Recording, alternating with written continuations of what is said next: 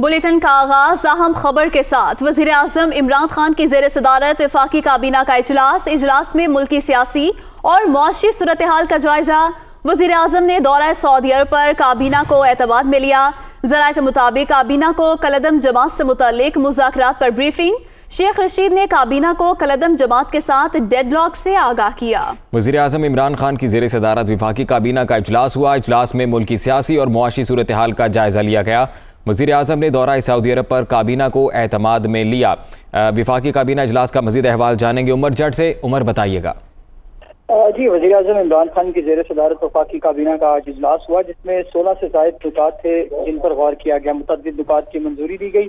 ملکی سیاسی اور جو معاشی صورتحال ہے اس کا جائزہ لیا گیا۔ حالیہ جو وزیر اعظم کا دورہ سعودی عرب تھا اس پر کابینہ کو اعتماد میں لیا گیا، اور ساتھ ہی جس طرح سے سعودیہ نے پاکستان کی مدد کا اعلان کیا، اس حوالے سے جو اب پاکستانی معیشت پر اس کے اثرات پڑیں گے اس پر بھی کابینہ کو بریفنگ دی گئی، اور جو مالی معاونت کی جا رہی ہے اس کا کیا پیکیج ہوگا اس پر بھی معاشی ٹیم نے کابینہ کو آگاہ کیا۔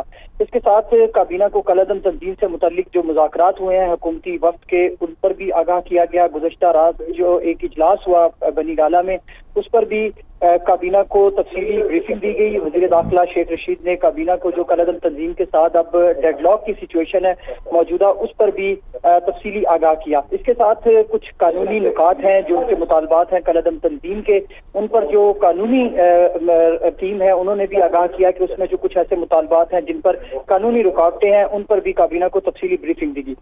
کابینہ نے ایک تو متفقہ طور پر یہ اتفاق کیا ہے کہ جو جانی اور مالی ملکی املاک کو نقصان پہنچانے والے عناصر ہیں ان کو کسی طرح کی بھی رعایت نہیں دی جائے گی، اور جو کالعدم تنظیم ہے ان کے ساتھ جو کل گزشتہ رات شیخ رشید نے وفاقی وزیر داخلہ نے گفتگو کی ہے اور ان کو جو آپشنز دی ہیں، اس کے بعد اگر وہ ان آپشنز کو نہیں مانتے اور روڈز اور احتجاج کو ختم نہیں کرتے، روڈز کو کلیئر نہیں کیا جاتا، تو پھر یہی فیصلہ کیا گیا ہے کہ ان کے ساتھ سختی سے نمٹا جائے گا۔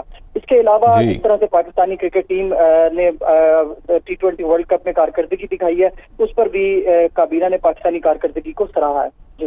بہت شکریہ آپ کا عمر جٹ، تفصیلات سے آگاہ کر رہے تھے۔